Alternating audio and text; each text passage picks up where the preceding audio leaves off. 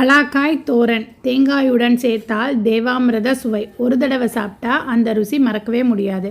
Welcome to நம்ம வீட்டு varieties. இன்றைக்கி இந்த வீடியோவில் பலாக்காய் தோரன் எப்படி செய்கிறதுன்னு பார்க்கலாம். குக்கரில் தண்ணியை சேர்த்துட்டு கொஞ்சமாக மஞ்சப்பொடி, உப்பு, பலாக்காய் கட் பண்ணி வச்சுருக்கோம் அதையும் சேர்த்து 2 விசில் வச்சு எடுத்துக்கலாம். அதுக்கு முன்னாடி ஒரு தேங்காய் துருவல் சேர்த்துக்கலாம். தேங்காய், கொஞ்சமாக ஜீரகம், காரத்துக்கு ஏற்ற மாதிரி பச்சை மிளகாய், இது நல்லா கொரன்னு அரைச்சி எடுத்துகிட்டு வந்துடலாம். இப்போது பலாக்காய் நல்லா வெந்துருச்சு. இப்போது தண்ணியை வடிச்சிட்டு பலாக்காயை மட்டும் தனியாக ஒரு தட்டில் எடுத்து வச்சுக்கலாம். இந்த மாதிரி ஒரு இடிக்கல் இருந்துச்சுன்னா இதை வச்சு நல்லா இடிச்சுக்கலாம். இல்லைன்னா ஒரு டம்ளரோ இல்லை வேறு ஏதாச்சும் ஒரு பாத்திரத்தை வச்சு இடித்தாலோ இது இடிஞ்சு வந்துடும்.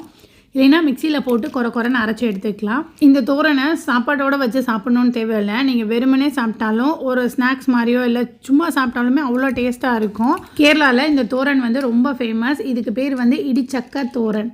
இப்போ ஒரு பேனில் எண்ணெய் ஊற்றிக்கலாம். எண்ணெய் காஞ்சதுக்கப்புறம் கடுகு, உளுத்தம்பருப்பு, காஞ்ச மிளகாய், கருவேப்பிலை, இடித்து வச்ச வெங்காயம், இடித்து வச்ச பூண்டு, இந்த இடித்து வச்ச இந்த பலாக்காய், இது எல்லாத்தையும் சேர்த்து நல்லா வதக்கி எடுக்கணும். வெங்காயம், பூண்டு எல்லாம் நல்லா வதங்கி வரும்போது இந்த காயும் இதில் சேர்ந்து நல்லா வதங்கி வரும்.